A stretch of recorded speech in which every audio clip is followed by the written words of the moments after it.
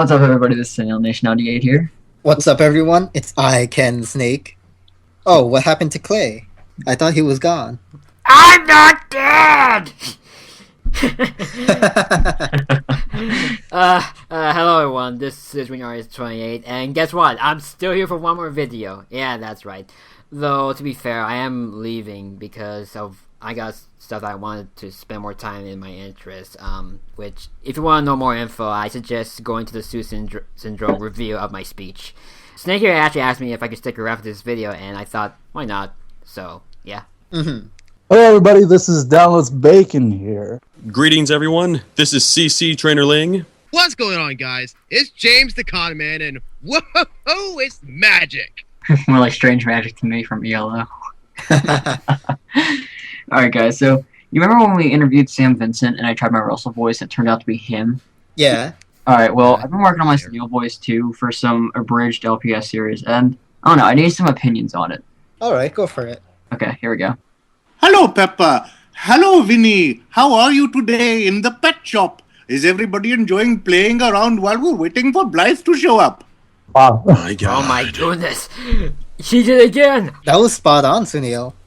Dude, This is why you're I thought it sounded pretty good like me, right? Yeah. Yeah. I was hoping that I sounded like myself a lot.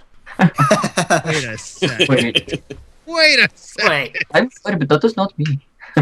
Wait, There's it's an not imposter you. among us. wait, what? Oh man, I've been foiled again! I've been fooled again! First time of this! Wait. Who is this mortal? Surprise, it's really me. Peter knew. Peter? That's right. Hi. Oh, hi! Oh, How hi. you doing? Hello. I'm here. Please introduce yourself.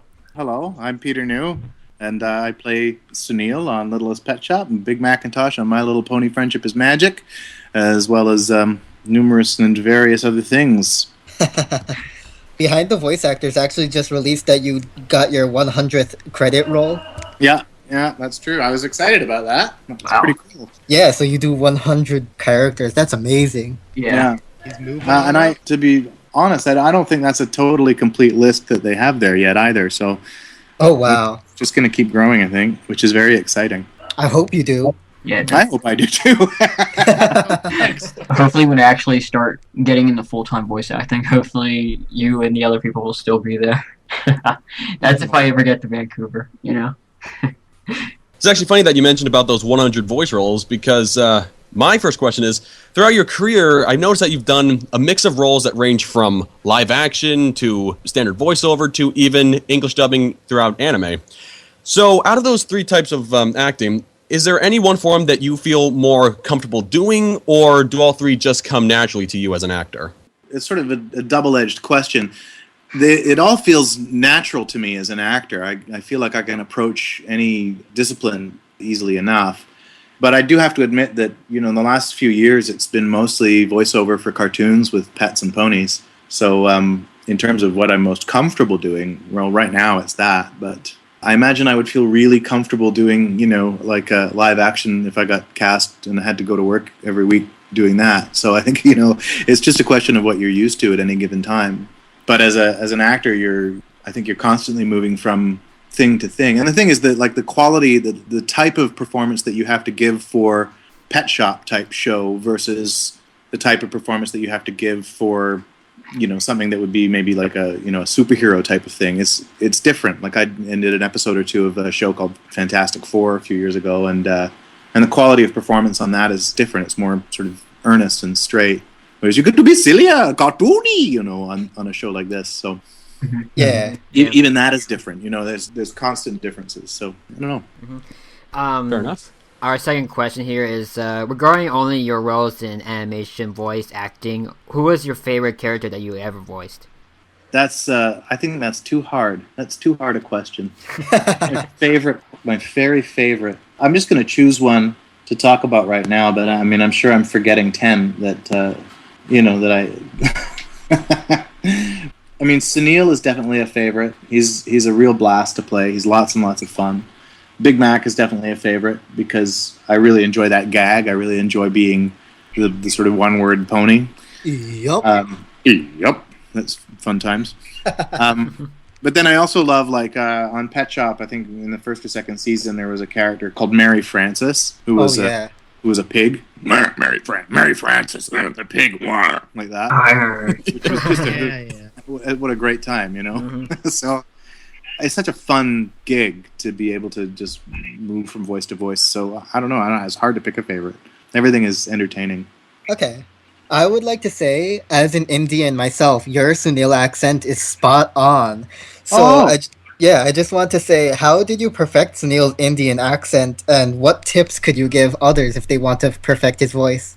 I mean, I've always had an ear for accents, first of all. So I remember hearing a friend of my parents when I was a kid. We were over at a dinner party, and for the very first time I heard a guy who was doing this kind of Indian thing, which was like, you know, telling a story of being at the airport and doing and so my first approach to it was mimicking this guy who was mimicking the accent. And then later you sort of come around to guys like Hank Azaria doing Apu on The Simpsons, and you start to imitate that and do this thing, which is more like this. But then the real thing for Sunil hit when in 2011 I was invited to take part in an acting school run out of Kampala, Uganda, where I volunteered for a couple of weeks teaching acting to locals from Kampala to be in short films that were being produced at the school. And the way the school operated was to bring in mentors for the students in each of the various disciplines in film. So, for instance, I was brought in from here in Vancouver, Canada, as the acting mentor, but the writing mentors were brought in from New York. And the particular year I was there, the producing mentor was brought in from Delhi, and the camera and sound mentors were brought in from Mumbai. So I spent quite a bit of time working with these people closely and listening to the way they speak. And I just, because I'm who I am and I do what I do for a living, I can't help but tune into the way they talk. I remember particularly Hablan Fonseca, who was the sound mentor. I remember him saying to me, to taking me aside at one point, and just as a sort of an inside scoop on the way the film industry worked, he said to me, "Peter, you have to remember, the sound guy always comes last." And it was this sort of, just very kind of low-key thing. And I also remember Mrinal Desai, who, among other things, I think was the second unit cameraman on Slumdog Millionaire. And, he was sort of more laid back, and he spoke in a more kind of slow way. But what I really liked about both of them was they basically just spoke, and it was very relaxed and you didn't hear much of an accent most of the time that they were speaking. But then when they would get upset and, frustrated with the students, they would be like, "Come on, you guys," and it would get more harsh and you would hear it more. So that was interesting to me, that the accent could fluctuate a little bit, and get stronger and weaker depending on what the emotional state of the character was. So when they were casting for Sunil, they said maybe a slight Indian accent. And so I thought, well, these guys that I've just been working with in Uganda, they sort of have an English accent, which is as though they were educated in England. So it was more relaxed. It was more sort of, had hints of English in it as opposed to American English. And so I was trying to play that in the audition. But then, of course, what happens in the course of the cartoon is that you're constantly playing these heightened moments. And so the accent develops and becomes more and more of a stereotype, which I try to fight against from time to time, but it's difficult. So in terms of my advice, in terms of mastering that accent or any accent, I think is to try to understand what the history of the accent is, what the history of the language is. And in the case of Indian English, most of that goes back to when the British were occupying India, I would imagine. And so the language was learned through the filter of local languages, Hindi, Urdu, these languages, right? So you have to try and understand what the filter, like what do those languages sound like? And then you have to filter it through an English accent in order to get to what the voice sounds like. And that sounds very complicated. I think an easier example for people to understand is Australian, where you have a country full of convicts, is how it began. And most of those convicts were Cockney. So you start with, lower class London English, Cockney sort of thing, right? Steal a loaf of bread, 1800s, steal a loaf of bread maybe, get put on a boat, 6 months at sea in the dark, don't see the light of day, get out of the boat finally, people dying around you, throwing up, and you get out and it's really hot. And there you go. Now you're an Australian, mate. So that's how it works. That's really interesting. Yeah. Yeah, because I think a lot of it is just an ear too. I mean, basically, if you've got an ear for it, then you're gold. And if you don't, well, then that maybe isn't your skill. It's a tough thing to master. Yeah, because when I started learning how to do acting and stuff, because since they can't, afford people's classes, because over here in Pennsylvania, I've seen some of the prices. Some of the prices are really highway robbery. Yeah. So I took a digital production class, and since I learned how to film and everything, I also get to act in the videos and do some voiceover work. And so at some point we're going to be doing a video where we're doing different nationalities, and so I was asked to do a Scottish one. So I have to figure out how to do Scottish, an Indian, and a British accent. So that's going to be a challenge. So basically, find different. Well, like you said, also is to try and understand the history of the accents, and also try and listen to it. I like to work that way, but I think a lot of people also just, it really is just an ear. A lot of it too is find a phrase in the accent. You can find a Scottish actor, Billy Connolly or somebody, saying a line in a film, and find the phrase that you like that you can repeat, right? That you can hear and you can repeat. Yeah. I've been auditioning off and on again for the TV show Fargo, which is shot in Canada. So I've come up with a phrase to get that accent down for the auditions, which is, I got a problem, I'm home alone. Because the hook on that accent for me is that the O sounds are either flat or really round. Yeah. Home alone or got problem, right? And so if I just say that really fast altogether, then I just sort of trip into the accent and away I go. Yeah. And so sometimes that's all it takes. And like for Sunil, if I'm feeling off it, I just go back to that phrase that Balon gave me, which is, remember the song guy always comes last. Mm-hmm. And then I'm in it. All right. This question is from a guy in the Pet Shop Facebook group. His name's Avitardino. And his question is, who is your favorite character on LPS other than Sunil? Vinny. Everyone loves Vinny. Oh man. Every Every other single voice time actor and every time we've interviewed someone, everyone person else says Vinny. so I'm not surprised. It's either Vinny or it's Minka. Yes. I think both of those actors, Kyle Rideout and Kira Tozer, are. Everybody's fantastic to work with and a treat to watch. But those two crack me up routinely. So her last name is pronounced Tozer, right? Yeah. Okay, so there's been a lot of debating over whether or not it's Tozer or Tozer. Tozer. Okay. That's what I say. She's never corrected me.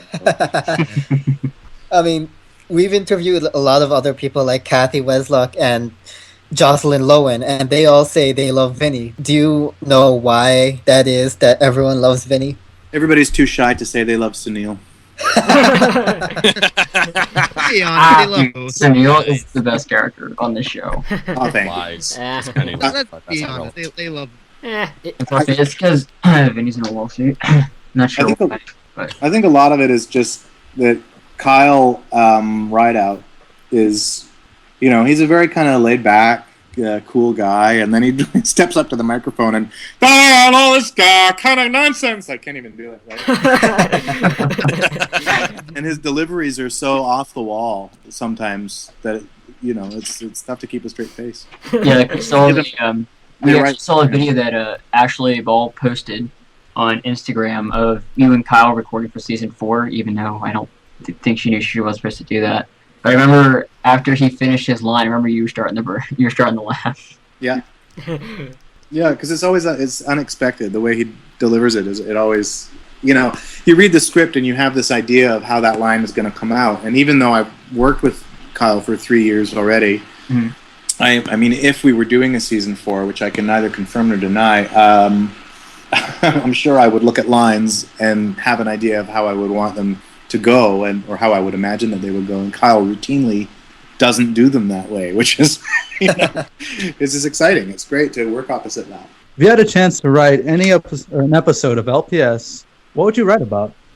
I would only use my characters because there's like 60 of them now from that show. So I think it would just be a menagerie of me. And then I guess I'd have to have Ashley in there for some sense of continuity. Yeah. So it'd be kind of like Norbit, kind of. Yeah. So I you'd think have A an good version of Norbit. Something like that. Yeah. I don't know. I think I might write about. I don't know. I'm just making this up on the fly here because I don't really think about it. But I think I'd like to see like Sunil get into like a magic competition where he thinks he's going to be the star of the show, but he ends up like inside David Blaine's rabbit hat or something, and that's what his role is, and he gets angry about that or something. Mhm. Has to prove himself. Before I begin, I have to ask you these questions. 3. Ask. What is your name? Peter New. What is your favorite color? Rainbow. Oh, Touche. good. That counts. What is the airspeed velocity of an unladen swallow? An unladen African swallow or an unladen Brazilian swallow? Oh, you threw a curveball at me, didn't you? He knows too much.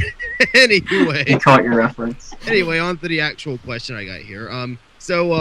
You've been to a lot of MLP conventions where I'm going to assume that they treat you like a god, like they follow your footsteps and like kiss.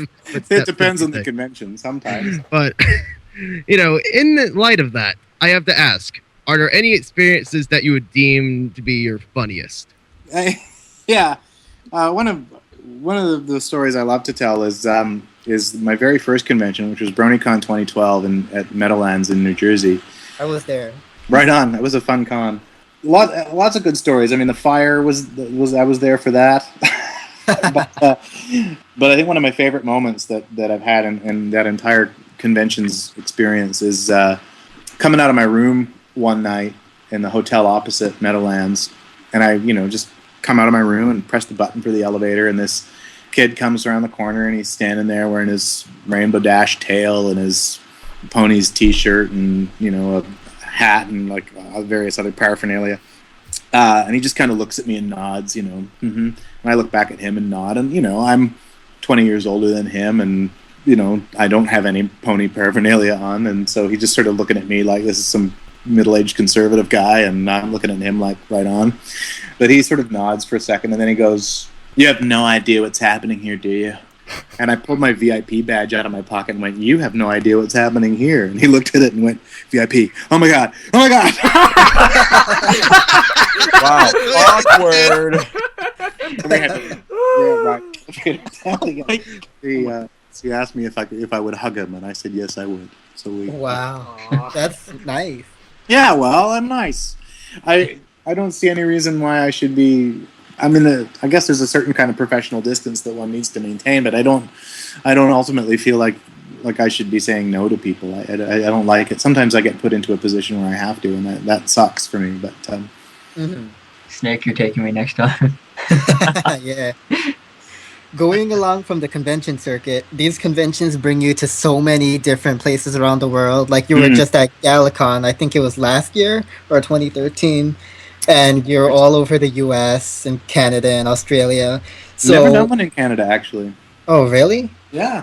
Oh, not wow. All So right. where in the world would you like to travel if you haven't traveled there already?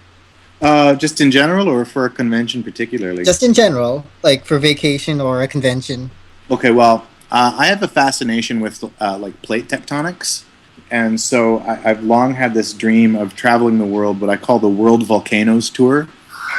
I'd love to go to like Yellowstone in the States and Mauna Loa in Hawaii, as well as to Iceland and to Etna and Pompeii, as well as to Mount Erebus in Antarctica, as well as to the entire Pacific Rim, Fuji in Japan and everything like that. So I'd love to just go to, basically follow the fault lines all the way around the world. I think that would be phenomenal. My mom's freaking out over this because she's like, "Oh my gosh, that's like exactly what I'm thinking." I love Wow. You wanted to geology. Yeah, my mom's a geology nerd. Oh, neat. I love it. Well, I live on a fault line. I was sitting in the house the other night and we had an earthquake, which is just what happens. So I don't know. For me, I feel like you might as well be interested in it because we're also in a form a fairly recently glaciated zone, right? So there's all sorts of different kinds of soil where a lot of us are on bedrock, but there's a lot of glacial till as well. So I'm always curious to think, well, what's going to just sink into the ocean? What's going to slide down the face of the mountain into the sea? And what's going to be stable? I'm always interested in all that stuff because the earthquake zone that we're in is one of the most severe in the world. Like, we don't get earthquakes all that often, but if we had a big one, man, it would wreck a lot of stuff. Yep. So You can say that again. I'm actually in one of the earthquake zones in Seattle, Washington. Oh, yeah, we're in the same one. Yep. Yeah. Yeah, same with Pennsylvania. We get a mere 1 or 2 on the Richter scale. Yeah. The one we had the other that's day barely was, anything. Did you feel that down in Seattle? Probably not, I guess. It's probably a bit too far away. But it was like last week, I guess, we had one. It was I think it's like a 3.5 or something. It wasn't very big. I think there was one like in the middle of Washington State, I guess, a week ago. But as far as I remember, the last time I ever felt a big quake was when it was like around 2001. That's like in the same day, February 28th. Yeah, that was actually the only time I ever felt the earthquake like that. So, but no one was hurt. Usually they have to be above 4 for me to even notice them, right? Yeah, it was 6.8. We get hundreds of them every day. So yeah. So, was being an actor always your dream job, or did you think you'd be something other than an actor when you got older? I used to want to be an architect, but then all of the drawing, which I'm not very good at, and the math, which I'm not very good at, got in my way. But ever since I was a little kid, I wanted to perform. I've always used to put shows on for my parents. I used to have a menagerie of my own animals that I would revisit constantly to make different shows. And then I was put off it by I was in a show for a local kids theater company when I was a kid, and I was put off it by the director because I was playing a baker. I had to go onto the stage, and I just had a couple of lines, but I always forgot the second half of it. I basically had to come out and say I remember some other kid was playing some rich lady on a divan, and I had to come out and say to her, we have pies, we have biscuits, you must come down to my bakery sometime. But I always forgot you must come down to my bakery sometime. I just drew a blank on it. So I got out on stage in front of everybody and feeling like I'd really mastered this line, got out there and went, we have pies, we have biscuits. Blank like crazy. But do I just stand there going, no. I went, we have eclairs, we have cookies, chocolate chip, peanut butter, and I just started listing off all of the baked goods I could think of until that second half of the line came to me, which, as an adult actor, I think, well, that's what I would do now if I were on stage and I blanked. And I'm quite proud of myself. I walked off the stage and the director was there in the wings going, what the hell was that? I went, I don't think this is for me. I'd imagine. So I just quit. I went, this is not for me at all. For clearly several he years. could not handle any form of improvisation. Which, well, I took a bit of acting in high school, and we were always told that if you couldn't remember a line, improv a little bit to get back on track. Yeah, well, that's what you have to do. You have to stay in the moment, right? You can't just stand there and go, duh. I mean, if we forget it even on camera, they want you to try to stay in it as much as you can. In a studio, you can just drop it and start again because it costs nothing to just stop and re-record. But plus, they're not going to animate you stopping and figuring it out. So, Yeah, unless it's written in the script. Yeah, I mean that is the right thing to do. And I was really put off by this perfectionist director who clearly had some, was using this kids production as a means to an end of some kind, I think. And I didn't understand that. I just took it really personally at like 9 or however old I was. Yeah. But the important thing is the audience liked it, right? The audience did like it. I got a great big laugh. See, that should be the important thing. I know, they were entertained, and it's a kids' show. They should be entertained. So what? So fine. Yeah. I think the director just thought I was trying to ham it up and just assumed that it was on purpose, assumed that I was just trying to steal the scene or whatever. But no, I forgot my line, and I was just trying to make it to the end of the scene without making it look like I'd forgotten something. Mm-hmm. I was a pro at 9. Yeah, no, 41 is still going. Yeah.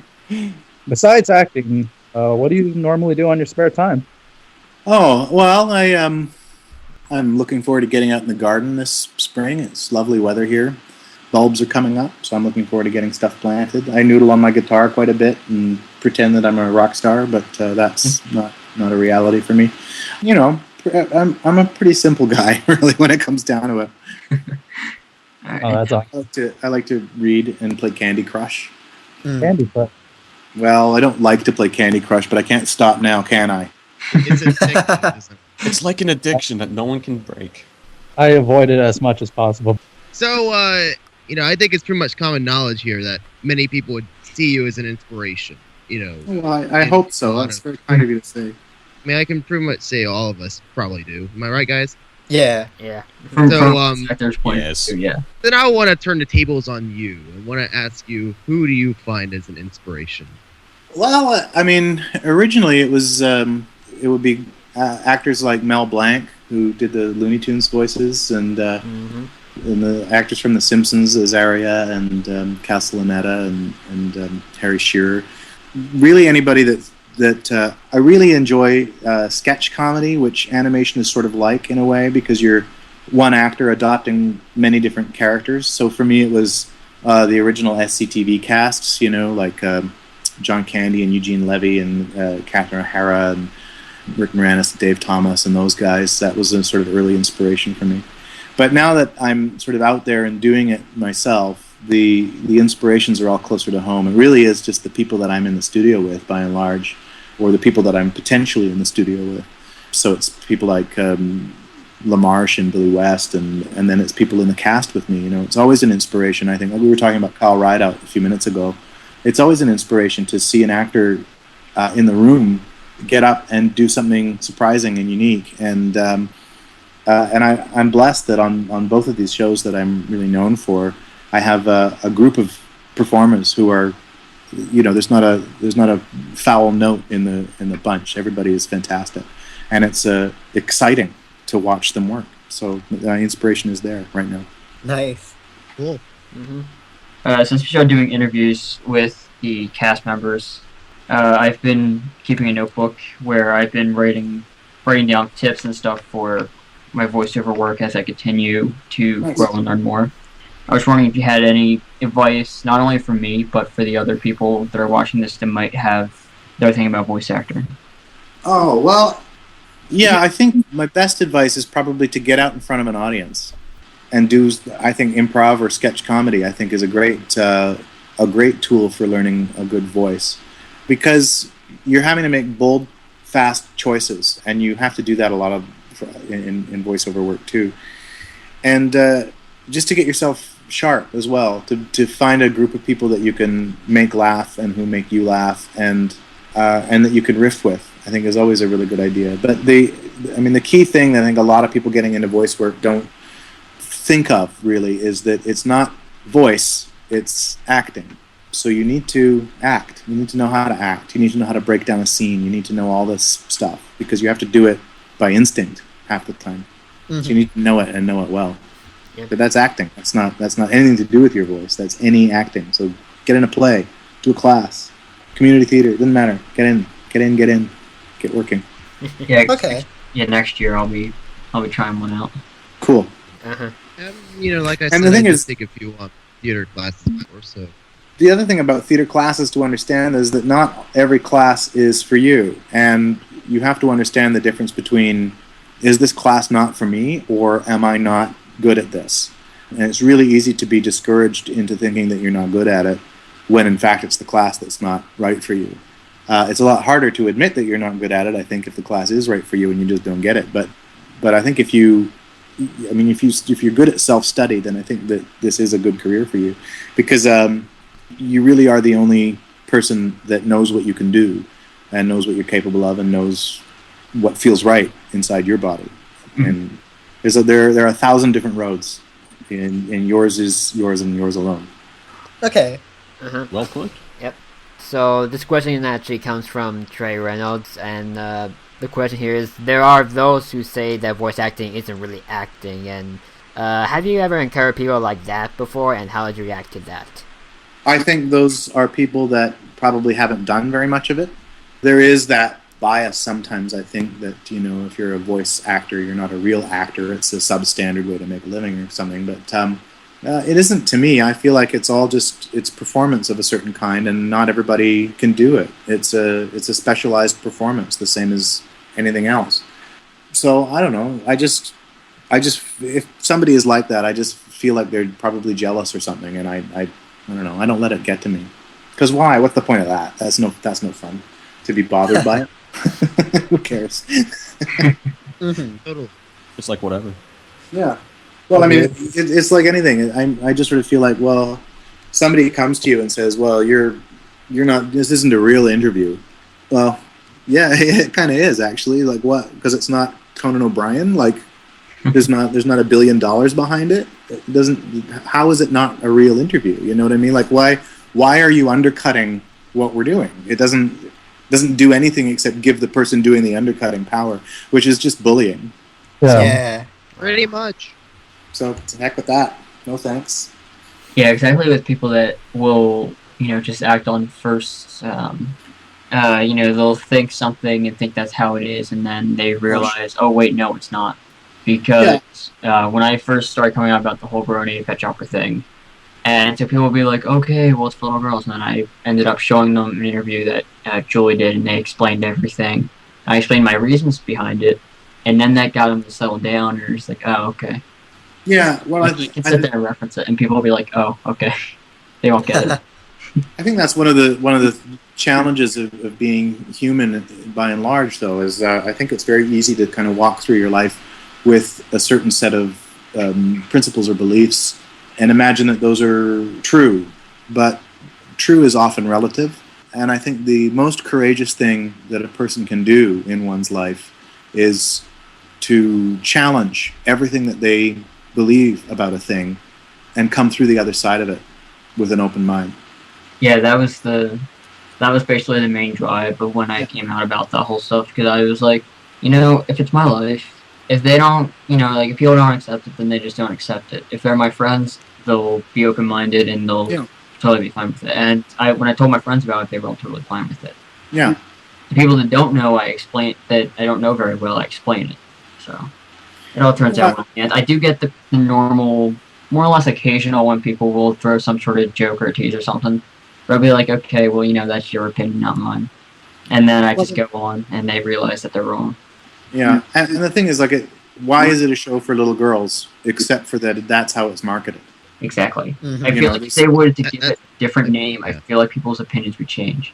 Yeah, well, I mean, I just sort of thinking about, obviously the content maybe is a bit simplified, and so that they're purposely trying to make it so that little kids will understand it. But I just sort of feel like most television that's produced, adult television, is produced for a grade 8 level. Yeah. So Yeah. if we're really talking about what's for adults and what's not for adults, let's look at that. Why are we limiting ourselves at 13 years old and then calling that adult entertainment? Yeah. Oh yeah. I mean, there was a great quote I remember hearing from C.S. Lewis. I may have said this in a previous interview, but I'm going to try and paraphrase it again. He said something along the lines of, if something is made to where only little kids can enjoy it, it's just not good. Mm-hmm. Yeah, it's good. You got to have the whole mass, the mass audience here. Because why else would in shows like MLP or LPS or anything, they throw in jokes like Indiana Jones or Tron or anything that Star Wars, Star Trek, Mission Impossible, MC Hammer. Yeah, all sorts of little nods like that. Aside from it being part of pop culture vernacular and Sound of Music. Sure, that's I also think there is a long history of adults deciding to embrace children's programming or children's literature. I'm thinking of Harry Potter, for instance. Yeah. It was a huge phenomenon, and that wasn't written for grown-ups. But it was even published with grown-up covers. So grown-ups would feel comfortable reading it. Well, I read them. They're good books. Yeah. Mm-hmm. Oh, totally. I don't feel like anybody was really sort of saying very much anyway, maybe at first, but in general, I feel like nobody was really saying, Harry Potter, that's a kid's book.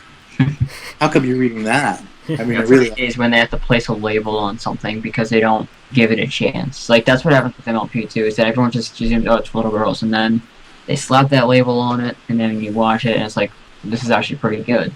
But the thing is, it's not for everyone, though. Yes, it's made for everyone, but doesn't mean everyone's going to like it. But that's the same as 50 Shades of Grey. Oh, God. Oh, God. You know what I mean? It is not for everyone. Nothing is ever for everyone. When's the last movie that was made, or TV show that was made, that is genuinely for everyone? They don't exist. Somebody is always going to not like it. Always. Yeah. Different tastes and different opinions. That's right. Art is subjective. It's just art. Yeah. You try to please everyone, you please no one.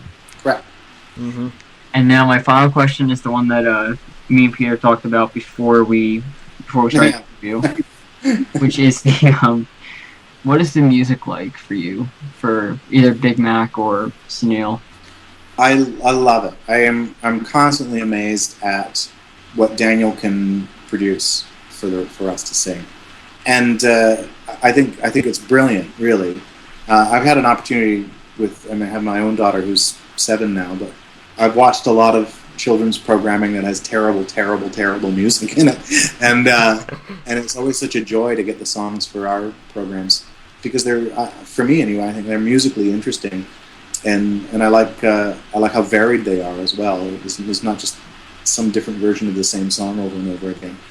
So I love that, and I loved that. It was with Sunil that I sort of began singing, and then through conventions that I remember being in Cleveland and talking to Megan and Amy Keating-Rogers about whether or not Big Mac could possibly sing one day, and they kind of gave me this big wink and said, "Well, something might be coming." and, Oh yeah. Yeah, there was this one video of you and I forget what the girl's name is, but it was you, Mando Pony, and someone else at Nightmare Night 2013. Oh yeah, that was Emily Jones. Emily Jones. Oh, okay, yeah, I know who she is now. She does Pegasisters Live. Oh, you mean she does Emily? a couple of Emily things Jones. as well. Yeah. Some of the other videos I've seen. Yeah, that was fun to sing that. It was that was really sort of very last minute. She just kind of asked me if I would do it, and I thought, yeah, what the hell. Fun, why not? But the music was great. What I was going to say earlier, though, was that do I say Sunil Nation asked me? Sure. Sunil Nation asked me, so it's odd for me, asked me what my lowest note was. So I pulled out this piano app on my phone that I have, and I was trying to figure out what low note, and I was going to tell this. And he said, I got to get me an app like that sometime, and I was going to tell the story of how handy it came in. I remember after Galacon, I was in Paris, and I got a text from Daniel Ingram saying, "Can you hit a high F?" And so I'm walking around the streets of Paris with my piano out going, oh, can I do this? And I just sort of felt like, oh yeah, this is bizarre that this is the world that we live in, and I can, Oh yeah. I pull my little piano out and away I go. And that was for what's that song from LPS that goes, "Close to the fire"? Oh, you mean Hanging by a Thread? That's Hanging actually by a one of my Thread, favorites. Simply because I'm a huge, 80s rock nerd, so... I know. I had no idea it was this, 80s rock thing. He's just, "Can you hit this note?" And I went, "Yeah, I think I can hit that note." Then I showed up, 3 weeks later to do the recording session. I'm like, "Are you kidding?" Totally, GNR special. That's awesome. Yeah. Oh wow. Yeah, this total That's Guns the thing N' with Roses, The show is Doke and stuff. do you ever get a Guns N' Roses tribute on Wonder Pets? No. How great is that? It's so good. I can kind of see it now. It's like a fat guinea pig that says he's Axl Rose. Yeah. He walks off stage, walks off stage because someone threw a piece of a pellet of it at him or something. Yeah. Anyway. Alright guys, so for those of you watching this, if you want to follow Peter on Twitter, it's at @ActorPeterNew. Yes. Peter, also, if you want to stay in touch with us, you're more than welcome to. I can give you everyone's contact info. Cool. Yeah, And- totally. It'd be cool to add another name to the list. Yeah, but it's always cool to, be able to stay in touch with people that you meet, Yeah. Yeah. Alright guys, so this is Sunil Nation 98. ICanSnake. Wearing Naris 28 in my final video.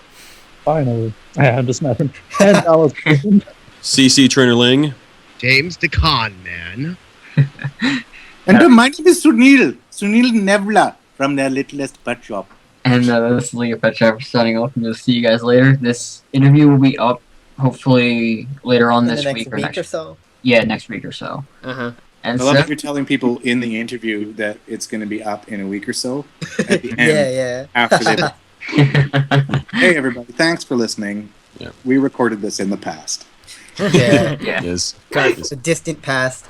Almost it's gonna be like today's episode, and we're just gonna be repeating this day over and over again. So, peace out, home slices. Yeah, stay classy. Mhm. Right on, later. guys. And see you in motion.